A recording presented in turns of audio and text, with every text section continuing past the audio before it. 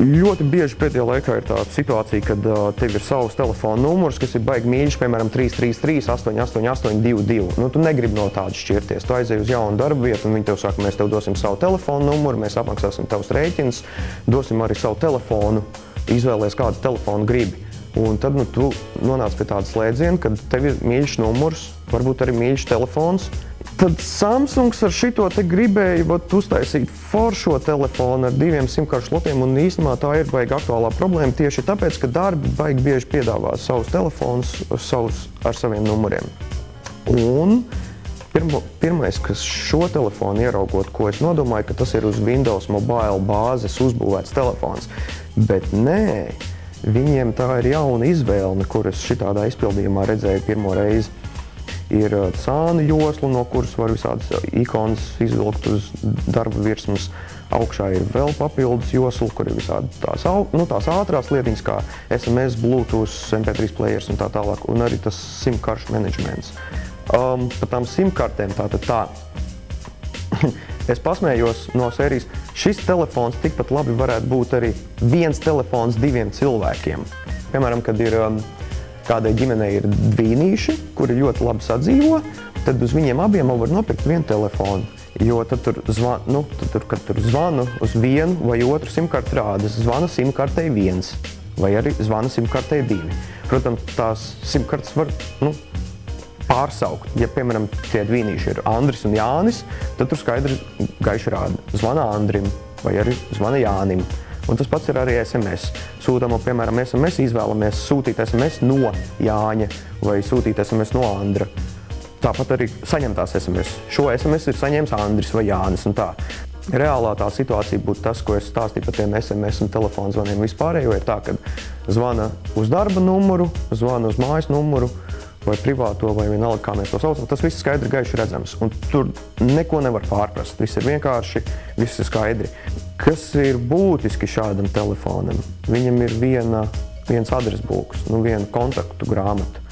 Un tas pluss ir, es skaidri gaiši var iedomāties tā, kad tev ir 2 telefoni, tad tev šeit ir kaut kādi tādi kontakti, šeit tev ir kaut kādi tādi kontakti, un tad tur ir kaut kur tā, kur man bija tur Jāzepa telefona numurs šeit vai šeit. Šeit tas ir savādāk. Tad viss kontakts ir abām simkartēm viens tas pats. Kas attiecās uz vispārējo funkcionāli, viņš ir baigi lietojams. Viņš ir daudz ērtāks, tas skārienu jūtīgais ekrāns ir daudz lietojamāks, reaģē ātri.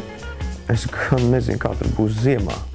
Pirksts saules stārā -20, vai tas ekrāns strādās arī pie tādiem apstākļiem. Bet tas telefona izvēle ir saprotama.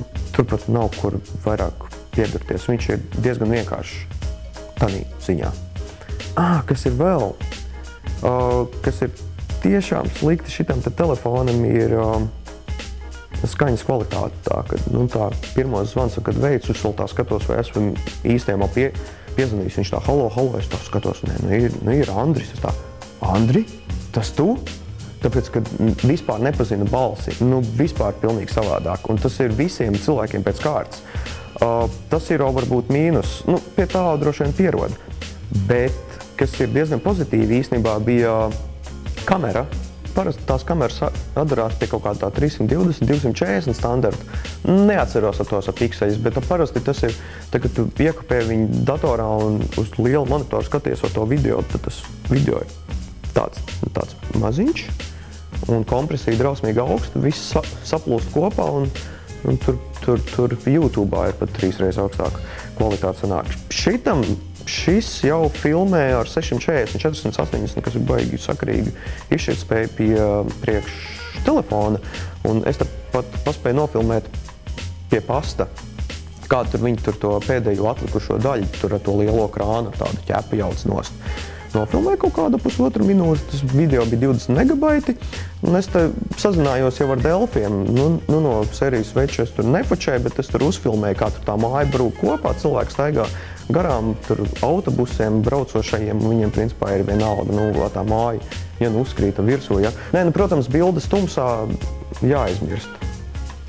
Lai gan šitam tur nāk zipspuls kaut kādu. Nenotestēju. atzīšos. Ja godīgi, viņam nav tas 3G atbalsts, viņš nav tas HDSPA un tā tālāk, ka telefons diezgan pieticīgs, bet tāpat laikā arī tāds diezgan stilīgs. Un ja no touchscreen nav bail, tad šito te var ņemt, jo viņš strādā tiešām diezgan ok.